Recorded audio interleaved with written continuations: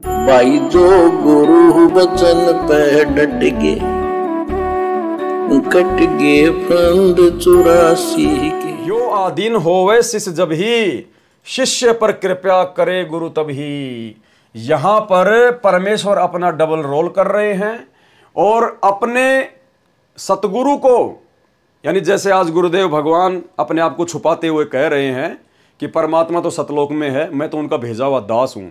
तो उस आधार से आप और हमारे को समझाने के लिए गुरुदेव अपने डबल रोल में कह रहे हैं कि परमात्मा कबीर जी का मुझे आदेश है कि जब तक कोई भगत इस प्रकार से आधीन ना हो जाए, अपना सब कुछ आपके चरणों में ना वार दे, तब तक आप उसके ऊपर नाम दीक्षा की दया मत करना।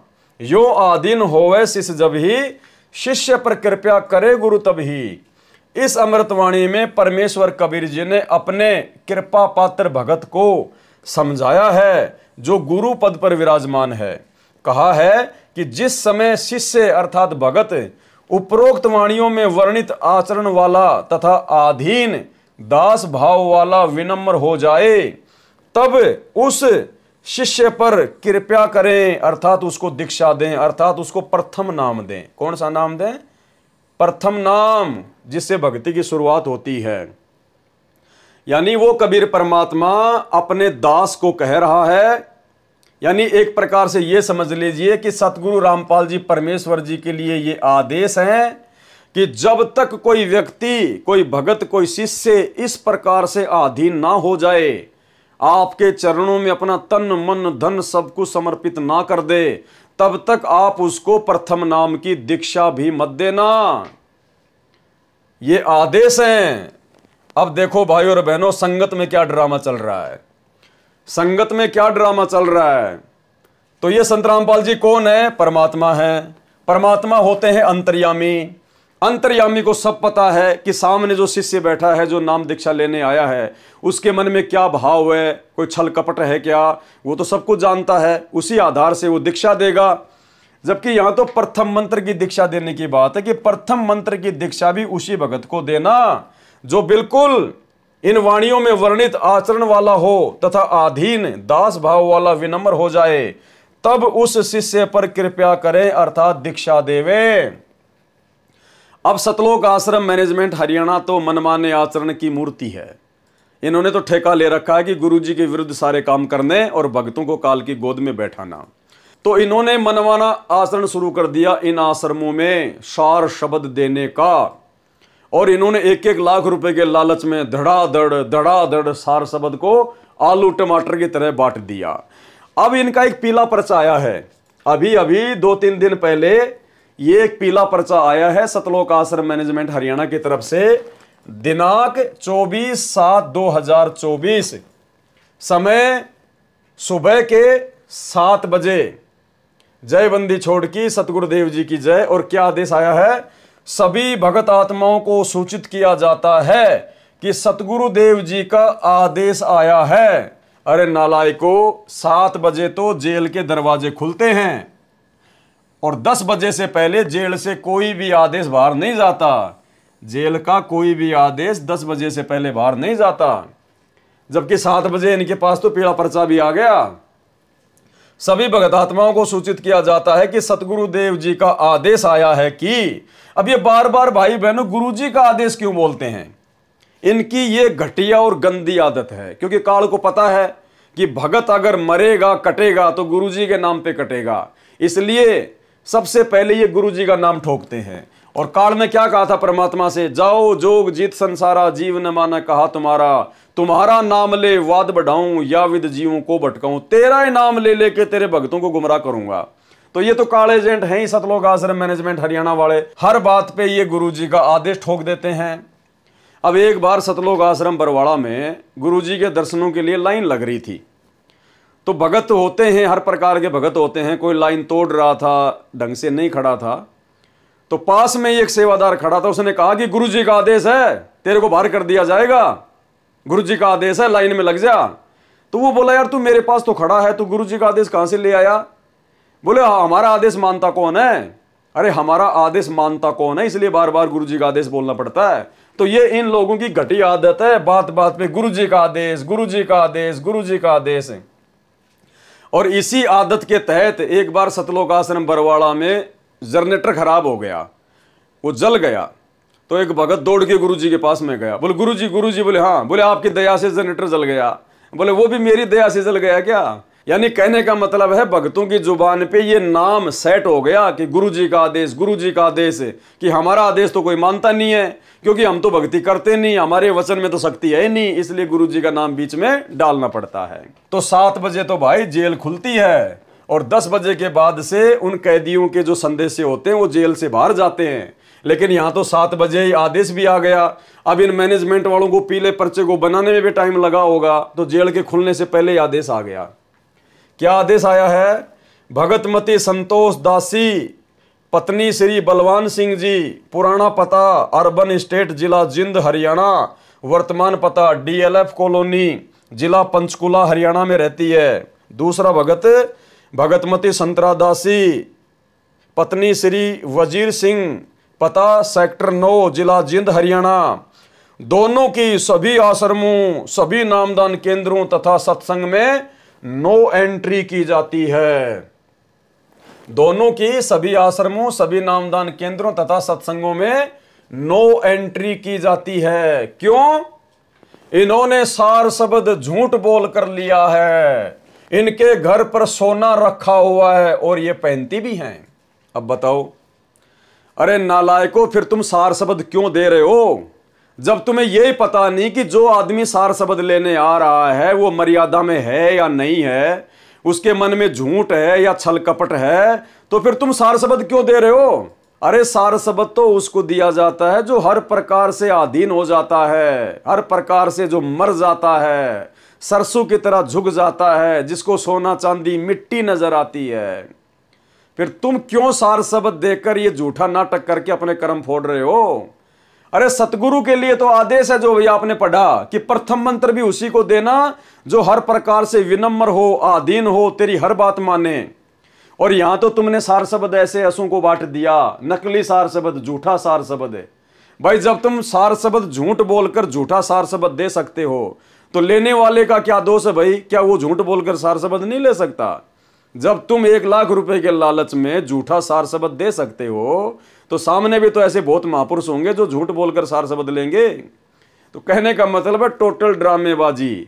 जिन्होंने सोना पहनना नहीं छोड़ा, जिनके घर में सोना रखा हुआ है, उनको तुम सार शब्द दे रहे हो। नरक के भागी बन रहे हो, मनमाना आचरण करके नरक के भागी।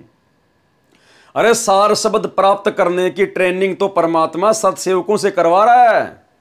ये तुम्हारी 2 बहनें जिनका तुमने नाम लिया कि सार शब्द भी ले गई झूठ बोलकर और सोना भी पहनती है, पहनती भी है और घर में भी रखा हुआ है, जबकि साथ संगति में आगे देखो जिन्होंने अभी तक गुरुजी से नाम भी नहीं लिया, खाली संकल्प लेकर और संघर्ष कर रही हैं। साध संगति का नियम है कि कोई सोना नहीं पहनेगा। वो माता बहनें जिन्होंने संकल्प ही लिया है, उन्होंने सोना पहनना छोड़ दिया। उनके ससुराल में उनका विरोध हो रहा है, उसका पति उसके विरोध में है, उनको घर से निकाल दिया गया। वो बेचारी कहीं पर मकान किराए पर लेकर कहीं फैक्ट्री में काम करके अपनी मर्यादा बचाने के लिए कि सोना नहीं पहनूंगी, मुझे परमात्मा चाहिए, मेरा सोना मेरा गुरुजी है, वो भक्ति कर रही हैं। कोई अपने पियर में बैठ के भक्ति कर रही है, ससुराल वालों ने निकाल दिया कि तू सोना क्यों नहीं पहनती। रामपाल जी के बाकी भगत तो पहनते हैं, जो आश्रम में जाते हैं वो तो वो कहते हैं कि वो तो गोबर खाएंगे, हमें उनसे लेना देना नहीं है, हमने परमात्मा चाहिए।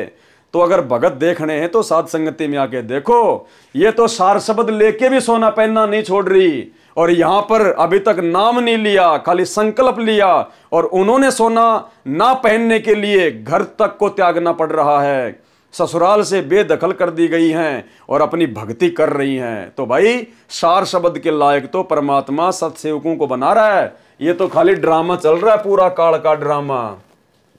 अरे सतगुरु जिसको सार शब्द देगा तो क्या किसी ऐरे गहरे को दे देगा क्या? अरे जिस नाम के लिए परमात्मा ने धर्मदास को जिंदा समाधि दे दी, जमीन में दफना दिया, नानक जी को जिसने सौगंध खिलवा दी कि ये मूल ज्ञान कहीं बाहर न जाई, सार नाम कहीं बाहर न जाई, और वो परमात्मा तुम्हारे को 15 रुपए की DVD में डाल के आलू टमाटर की तरह बांटने के लिए सार नाम देगा क्या? गुरु जिसको ये शब्द देगा उसको देख लेगा पहले इसमें क्या कमी है क्या नहीं है।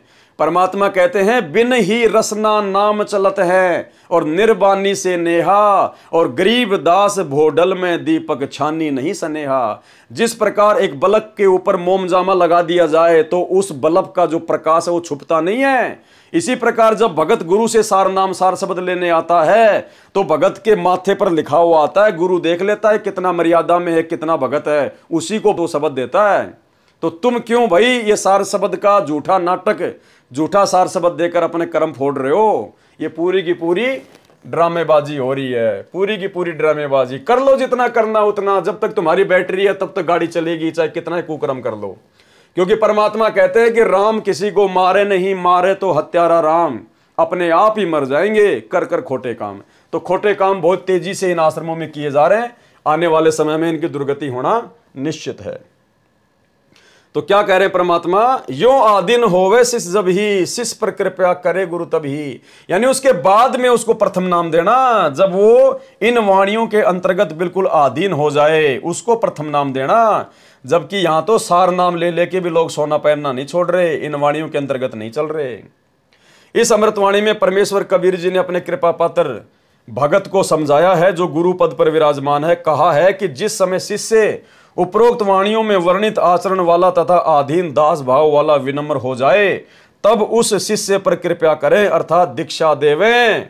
और गुरु जी के सत्संगों में यही आदेश हैं। तो सुनिए गुरुदेव भगवान का छोटा सा सत्संग सोना ना पहनने के विषय में, जिसमें गुरुदेव कह रहे हैं कि सोना तो घर में भी नहीं रखना चाहिए, पहनना तो बहुत दूर की बात है।